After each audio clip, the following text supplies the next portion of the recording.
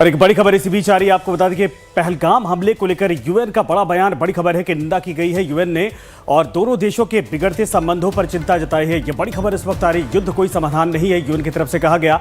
बातचीत से ही समाधान निकलेगा, हल निकलेगा। ये बड़ी खबर, बड़ी अपडेट इस वक्त आ रही यूएन की तरफ से। आपको बता दें कि दोनों देशों को संयम बरतने के लिए कहा गया है और यह भी कहा गया कि युद्ध किसी भी मामले का समाधान नहीं है। ऐसे में दोनों देश संयम बरते, यह बड़ी खबर यूएन की तरफ से अपील की गई है।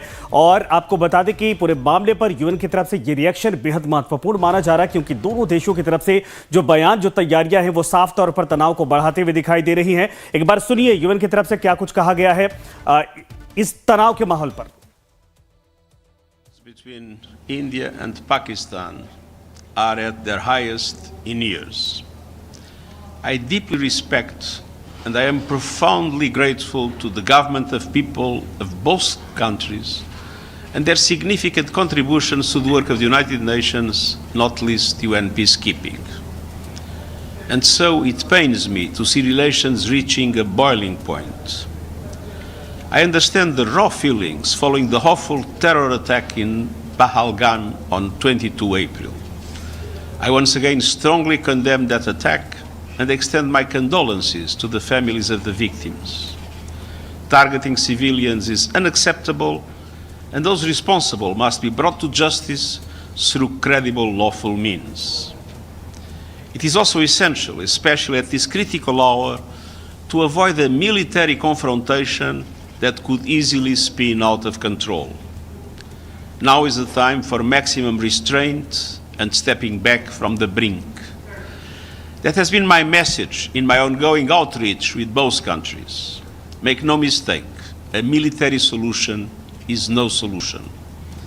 And I offer my good offices to both governments in the service of peace. The United Nations stands ready to support any initiative that promotes de-escalation, diplomacy, and the renewed commitment to peace.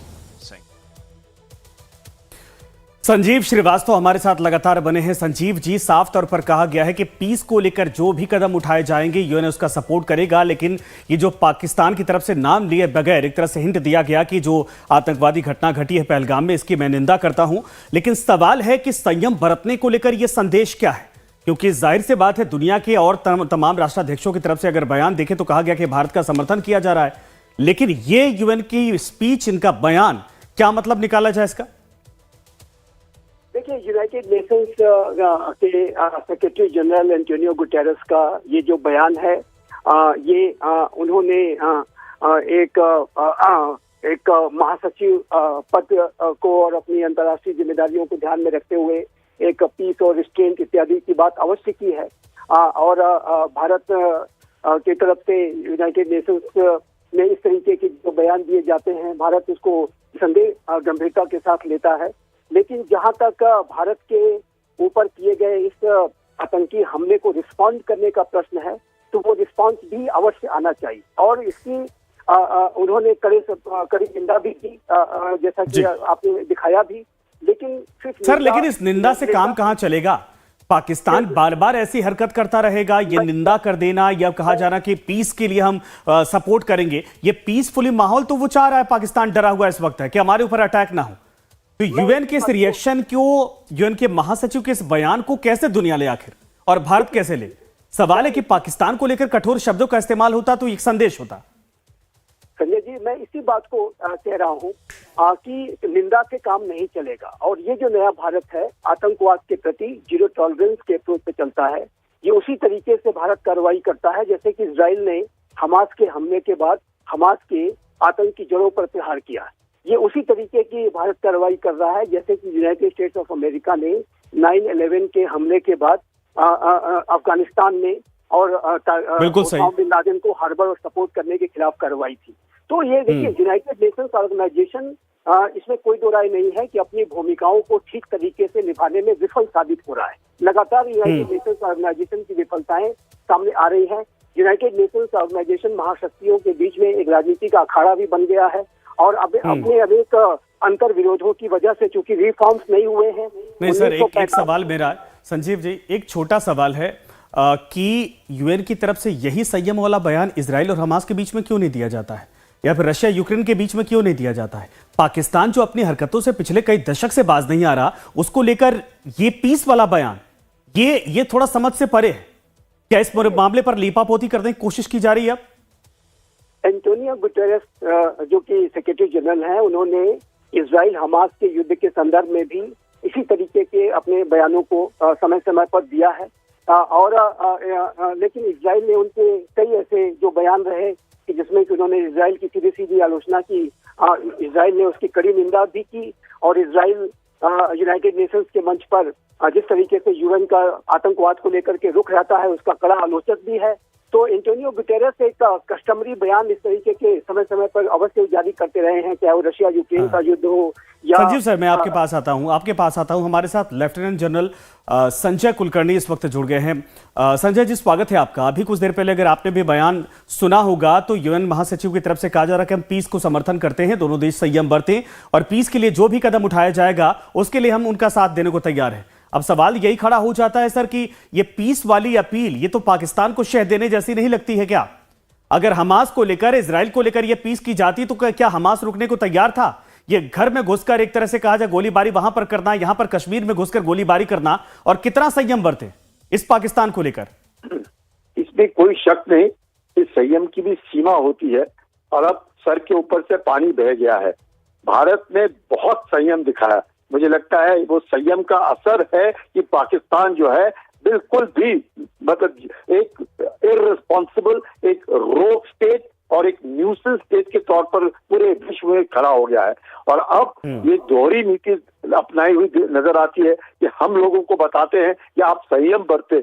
उन्होंने पाकिस्तान को बोलना है कि वो आतंक का सहारा ना दे, आतंक को खात्मा करे और तुरंत यानी कि पूरे विश्व भर में अगर कहीं आतंक होता है तो उसकी तार पाकिस्तान से जुड़ी होती है, चाहे वो रूस में आतंक हो, चाहे वो अमेरिका में आतंक हो, चाहे वो यूके में आतंक हो। भारत में तो लगातार भारत बार बार कहता है कि भारत जो है आतंक का एक जिस प्रकार से आतंक मारा गया है, और पाकिस्तान अब कह रहा है कि हम आतंक से मारे जा। ये जो है इसमें कोई शक नहीं कि यूएन की जो समस्याएं हैं हम समझ सकते हैं कि पाकिस्तान एक रोग स्टेट और न्यूक्लियर स्टेट भी है। अभी तक जितने भी हुए हैं चाहे रूस और यूक्रेन के बीच में है, तो रूस न्यूक्लियर है, यूक्रेन नॉन न्यूक्लियर है। अगर इजराइल और उससे देखा जाए, अगर हम कहें तो इजराइल न्यूक्लियर है, हमास और गाजा ये जितने भी है ये सब नॉन न्यूक्लियर है। पर भारत और पाकिस्तान के बीच में दोनों न्यूक्लियर है। न्यूक्लियर तो तब भी था जब ओसामा बिन लादेन को एबटाबाद में घुसकर अमेरिका ने मारा था। तब क्या अमेरिका को पता नहीं था कि न्यूक्लियर स्टेट है, ये भी कुछ कर सकता है? सवाल है कि सांप के फन में ज्यादा जहर होने से सांप को कुचलेंगे नहीं क्या? वो तो काटेगा फिर घूम के। संजय जी, आप जो कह रहे हैं बिल्कुल ठीक कर रहे हैं, बहुत जरूरी है। अगर सांप पाकिस्तान में पाले हैं और ये सोच करके अपने आंगन में पाले, जैसे क्लिंटन जी कहती थी कि वो आप पड़ोसी को डसेंगे और आपको नहीं, तो भूल जाए वो सांप पाकिस्तान को भी डसेंगे। नौबत आ गई है। तो भारत ने जिस प्रकार से नीति अपनाई है, उन सांपों का जो जहर है वो पहले निकाल लिया जाए, और जब जहर निकल जाएगा तो सांप को दफनाने में वक्त नहीं लगेगा। सांप दफनाने हैं और पाकिस्तान आतंक का सौदागर है और उस आतंक के सौदागर को मारना है। हम पाकिस्तानियों को नहीं मार रहे, उन सौदागरों को, उन आकाओं को मार रहे हैं जिन्होंने आतंक पूरे विश्व भर में, और आज की तारीख में भारत जो है वो आतंक का ये है, मैं कहूँगा विक्टिम है, और उसके कारण बहुत जरूरी है। और ये जो हम लोगों को नसीहत देते हैं ये लोग, ये समझते नहीं है, ये दोहरी चाल, मतलब दूसरे को नसीहत नहीं देते हैं, भारत को नसीहत दे रहे हैं। उन्होंने तो पाकिस्तान को नसीहत देनी चाहिए, हिंदुस्तान को नहीं। चाहे कह रहे होंगे हम दोनों को देते हैं, पर पाकिस्तान तो सुनता ही नहीं है किसी की। तो पाकिस्तान को सुनाना जरूरी है, और उनका जो न्यूक्लियर है वो सब नहीं। यूएन की क्या मजबूरी है सर, ये बताइए जरा, समझाइए। चूंकि डिप्लोमेटिक चीजों को आप भी समझ, क्या मजबूरी ऐसी है कि ये बार बार पाकिस्तान जैसे देश में आतंकवाद खत्म करने को लेकर एक्शन लेना चाहिए, तो उसके बदले ये पीस की अपील कर रहे हैं? ये देखिएगा, ये पाकिस्तान जो है 1947 से लेकर के आज तक कहीं ना कहीं किसी के गोदी में जाके बैठ जाता है। शुरुआत में वो ब्रिटेन की गोदी में बैठा था, तो ब्रिटेन उसके सहारा देता रहा, और उसके कारण बंटवारे में भी पाकिस्तान का फायदा कराया। उसके बाद यूएसए की गोदी में जाकर के बैठ गया सीटो सेंटो में लेकर के, और चीन के साथ वफादारी दिखाने के लिए, अमेरिका की मदद करने के लिए, बाद में सोवियत यूनियन को अफगानिस्तान से भगाने के लिए तो वहां से लेता रहा पैसे, हथियार, सब कुछ। अब चीन की गोदी में जाके बैठ गया। तो पाकिस्तान है जो यूएन के जो सिक्योरिटी काउंसिल के जो 5 परमानेंट सदस्य हैं, किसी के ना किसी की गोदी में जाकर के बैठ जाता है, जिससे कि उसको कहीं ना कहीं बेल आउट हो जाएगा और कहीं ना कहीं लोग उसको वीटो देकर के उसका सहारा बन करके खड़े हो जाएंगे। पाकिस्तान की आदत ही रही है। पाकिस्तान आप देखिएगा 24 बार तो आईएमएफ ने उसको बेल आउट कराया है 1958 से लेकर के 24 बार, और भारत ने 1993 के बाद एक भी लोन नहीं लिया।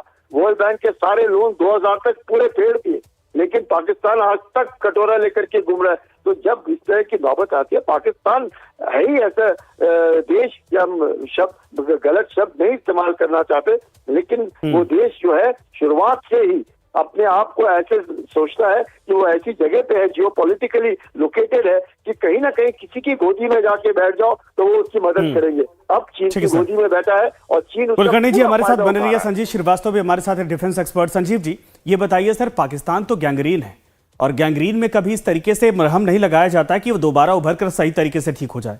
पाकिस्तान को सबक सिखाना पड़ेगा और तरीका वही होना चाहिए जैसे नेतन्याहू ने किया था। ये पीस की अपील वहां पर भी की गई थी, यहां पर कितनी कारगर मायने साबित होगी?